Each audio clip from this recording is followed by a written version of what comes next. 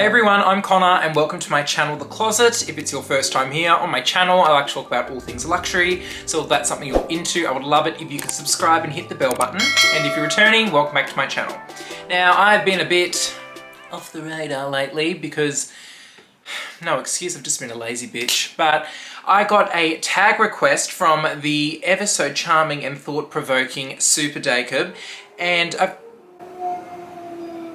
sorry?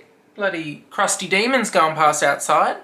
Anyways, I was tagged by Super Jacob to do this video. And look, I gotta admit, when my phone went off saying Super Jacob has tagged me in something, I was like, right, what's this bitch want? Like, I'm ready. He's tagged me in a video, he's coming for me, but no, he hasn't.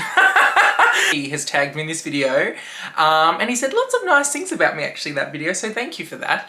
But here is my response to that tag, my cheapest luxury bag.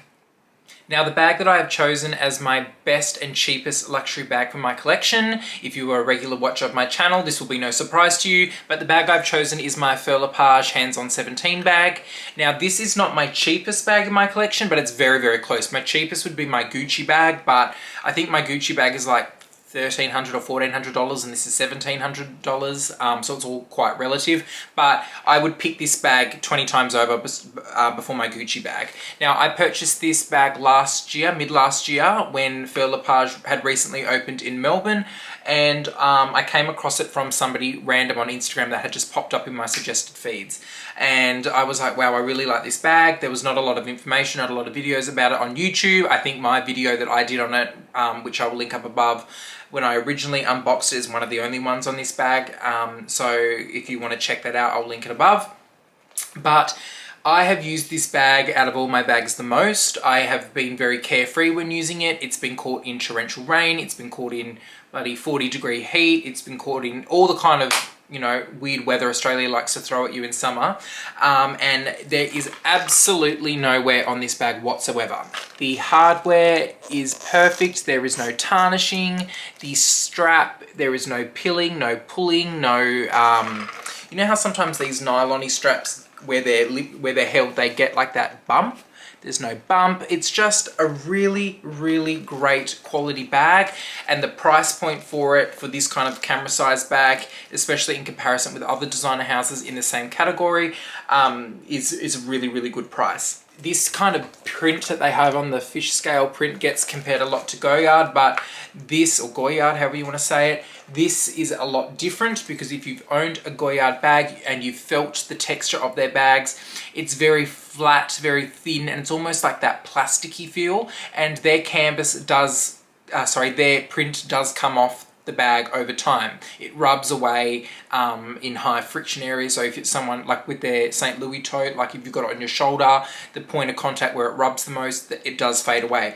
But because this is actually silk pressed in different layers, the canvas actually has some texture to it, and it's actually quite, I'm trying to see if the camera will pick it up, but I can't really tell. It's actually got a very gritty, kind of heavy texture to it, where you know that constant rubbing is not going to pull it away because there is texture to it. Yeah, there's just like a lot of attention to detail even in their hardware, and it is just a great bag.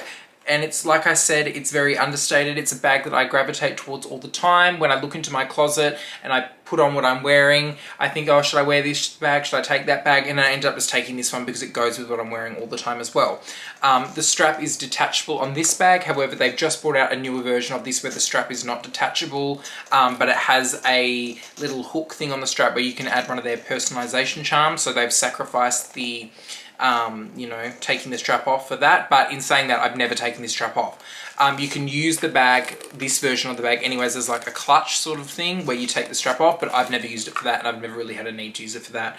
I'd rather just put the strap on and use it. But I'm actually so impressed with the quality of this bag that now that I have a new job that I am starting very soon, I need like a work kind of tote bag for that job. Well, I want to get one anyways. You know me.